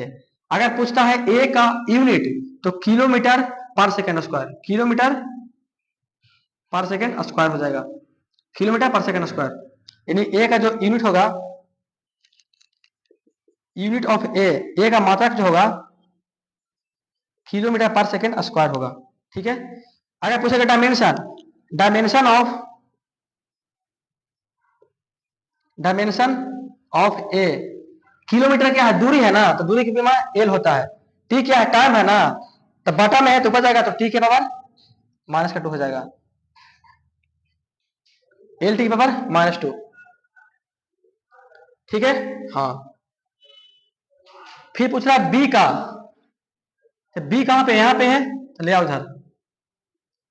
एक्स बराबर बी भी स्क्वायर के बराबर होगा, तो एक्स बटा भी स्क्वायर होगा, बी निकालना है। तो एक्स क्या है, दूरी है, दूरी किसमें है, किलोमीटर में है। ठीक है। वेलोसिटी क्या है, वेग है ना, तो वेग का क्या होता है, मीटर पर सेकेंड, स्क्वायर है, स्क्वायर देंगे, बराबर बी होगा। तो यूनिट पूछेगा, unit of B, unit of B equal होगा किलोमीटर, किलोमीटर पर मीटर स्क्वायर, मीटर पर सेकेंड है, तो हो जाएगा second square, kilometre second square into metre square. इसका यूनिट हो जाएगा किलोमीटर, किलोमीटर सेकेंड स्क्वायर बटा मीटर स्क्वायर। अगर पूछेगा डायमेंशन, डायमेंशन ऑफ बी, तो किलोमीटर क्या है, दूरी है ना, दूरी की भी एल होगा, टाइम है टाइम का टी स्क्वायर हो जाएगा, मीटर है तो एल स्क्वायर हो जाएगा, एल से काटेगा तो बचेगा एल के पावर -1 टी के पावर 2 हो जाएगा डायमेंशन ऑफ बी। यहां तो नोट करो।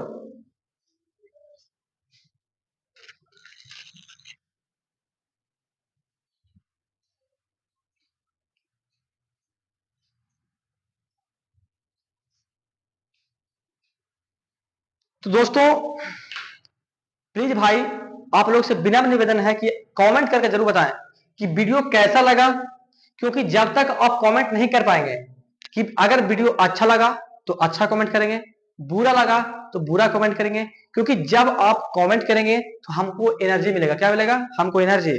जब हमें एनर्जी मिल जाएगा तो आगे वीडियो इसी प्रकार से लाते रहेंगे। तो मिलता हूं आप सभी से अगले वीडियो में। जय हिंद, जय भारत, नमस्कार दोस्तों, Vande Mataram. Thank you for watching this video.